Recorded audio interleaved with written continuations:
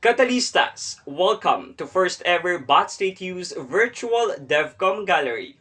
Every week, we will feature various elements that make up the dev community.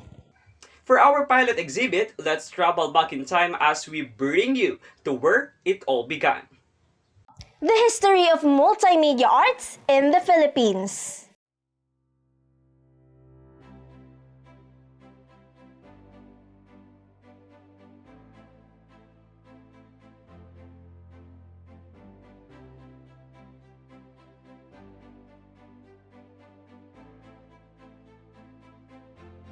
We begin during the early writing system in 1500s, the Baybayin or Alibata. It is an ancient Philippine writing system and native alphabet composed of 3 vowels and 14 consonants.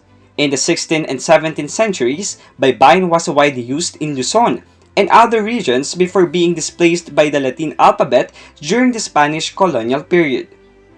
Moving on to the 1800s is the emergence of the print industry in the Philippines. This is where the Philippines was introduced to books and newspapers. Its advent played a significant role against the Spanish colonialism. This is where the rise of multimedia has begun. The freedom of expression of Filipinos was exercised through writing for the press, and with this, the first actual newspaper of the country was established. During the American occupation in the late 80s, they left a mark on the Philippine press.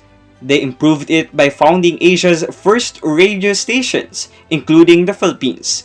This is where the emergence of broadcast media in the country began. In the same era is where motion pictures and film came into light. During New Year's in 1897, a Spaniard premiered the first 4 films in the country at Escolta. Americans also contributed to the emergence of Philippine cinema by importing films and shown in the early theaters in Manila. Print media and broadcast media through radio continued and evolved through the years. In 1953, without the presence of colonizers, television was introduced with the opening of DZAQ-TV Channel 3 of Alto Broadcasting System in Manila. It was owned by Antonio Quirino, the brother of former Philippine President Elpidio Quirino. Now let's enter on the ghastly side of Philippine media, the censorship and cronies under the Marcos regime. It was martial law when President Ferdinand Marcos ordered the closure of all newspapers and broadcasting stations. The goal is to suppress the freedom of expression and silence the so-called watchdogs of the government, the journalists. The ownership of most media companies was transferred to Marcos' cronies and some to his relatives. The 14 years of the one-man rule ended in 1986. The year where the rise of electronic media happened in the 1980s. Everything that requires electricity came to innovation. The most used are television, radio, and the internet. Speaking of the internet, the year 1994 emerged. It is the time for local online media and the internet.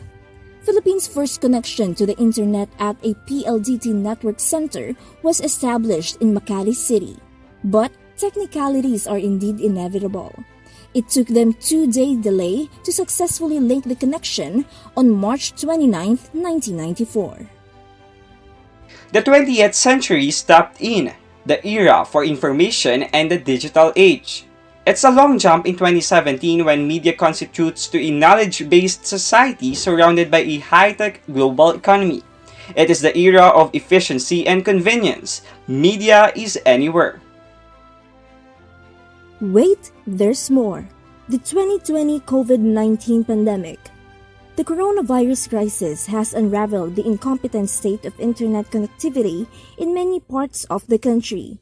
It's the year where almost everything is done through online learning, government transactions, and even work from home. E-commerce and digital finance grew since contactless payments are promoted as a safety measure against coronavirus transmission. Amidst the need for accurate pandemic information, ABS-CBN, a media giant, was deprived of franchise. It seems like a dictatorial move, right?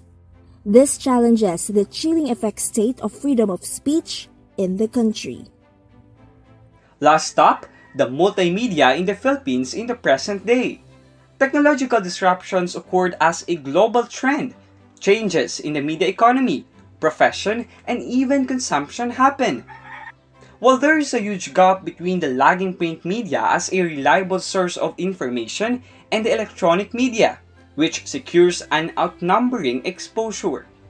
In this trip down memory lane, we discovered that the Philippine multimedia evolution has contributed to the demands of the Filipinos. It served as a learning tool for information dissemination and communication. Multimedia becomes our partner to accomplish different tasks. It helps us to live life with ease and is undoubtedly an instrument to progressive change. This has been the pilot exhibit of our DevComm gallery featuring the history of multimedia arts in the Philippines. Tune in again next time for our next virtual tour here in the DevComm Galleria.